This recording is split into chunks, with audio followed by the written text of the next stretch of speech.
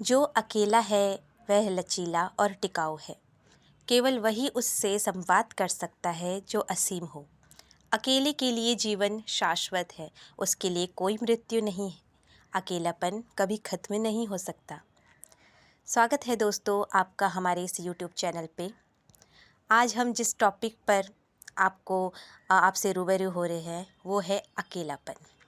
दोस्तों, अगर आप भी उनमें से हैं जिन्हें अकेलापन से घबराहट होती है, तो ये कहानी एक तरह से ये आप इसे फ़ील कीजिएगा जो हम आपको अभी बताने जा रहे हैं।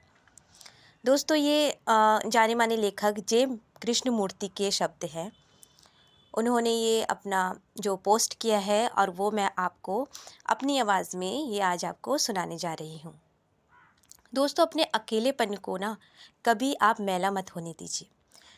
जैसे बहुत से होते हैं कि लोग जो अकेलापन में एकदम घबरा जाते हैं, जिन्हें अकेलापन एक दुख लगता है। दोस्तों, अकेलेपन में हम क्या नहीं कर सकते। अगर आप अकेले हैं तो अपने जो भी आपके जो पेंडिंग काम होते हैं ना, वो आप ज़रूर पूरा कर सकते हैं। और तो और अगर जो भी आपका टैलेंट है, हॉबीज़ है, जिनको आप अभी तक समय नहीं दे पा रहे थे, तो आप उस पर अपना टाइम स्पेंड कर सकते हैं। दोस्तों, चलिए मैं आपको बताती हूँ, आप इसे फ़ील ज़रूर कीजिएगा। तो सूर्य अस्त हो चला था। आकाश में गहराते अंधेरे में सामने खड़े पेड़ काले और सुडौल दिखाई देने लगे थे। नदी शांत और स्थिर थी। चंद्रमा क्षितिज पर दिखाई दे रहा था, लेकिन अभी तक उसकी छाया नहीं पड़ रही थी। हम नदी के किनारे किनारे चले और एक रास्ता अपनाया जो गेहूं के खेतों से गुजर रहा था। वह मार्ग बहुत पुराना था। हजारों लाखों लोगों ने इसे रौंदा होगा और यह परंपरा व मौन से समृद्ध था।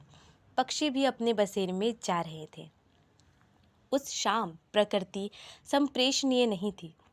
पेड़ अलग थे, वह अपनी खामोशी और अंधेरे में चले गए थे। बातें करते हुए कुछ ग्रामीण अपनी अपनी साइकिलों से वहां से गुजरे और एक बार फिर गहरी शांति छा गई।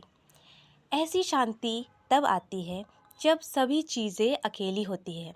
यह दुखदाई अकेलापन नहीं, जी हाँ, यह दुखदाई अकेलापन नहीं, सघन अकेलापन है। इसमें कुछ सुख है। यह अस्तित्व का अकेलापन है, निष्कलुष, समृद्ध व पूर्ण। वहाँ पेड़ का स्वयं के अतिरिक्त कोई अस्तित्व नहीं था। ऐसे निपट अकेलेपन में हर कोई अकेला होता है, आग की तरह, फूल की तरह, लेकिन लोग इनकी पवित्रता और विशालता से अवगत नहीं हैं। कोई सिर्फ तभी वास्तविक विशालता से अवगत नहीं है, कोई सिर्फ तभी वास्तविक संवाद कर सकता है तब जब अकेलापन हो। अकेला रहना इनकार का या आत्मरति का नतीजा नहीं, यह सभी लक्ष्यों का शुद्धिकरण है। अकेलापन मानव मन का अंतिम उत्पाद नहीं है। दोस्तों, आप अकेला रहना नहीं चाह सकते, लेकिन ऐसी इच्छा संवाद ना कर पाने की पीड़ा से मात्र पलायन है। अकेलापन भय और दर्द से अलगाव है। यह आत्म की अपरिहार्य क्रिया है। अलगाव की यह प्रक्रिया चाहे व्यापक हो या संकीर्ण, भ्रम, संघर्ष और दुख को जनती है।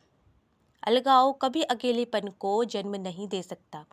दूसरे के अस्तित्व के लिए एक को समाप्त होना ही होता है। अकेलापन अविभाज्य है। जो अकेला है वह लचीला और टिकाऊ है। जी हाँ, केवल वही व्यक्ति उससे संवाद कर सकता है जो निरुद्देश्य है, असीम है।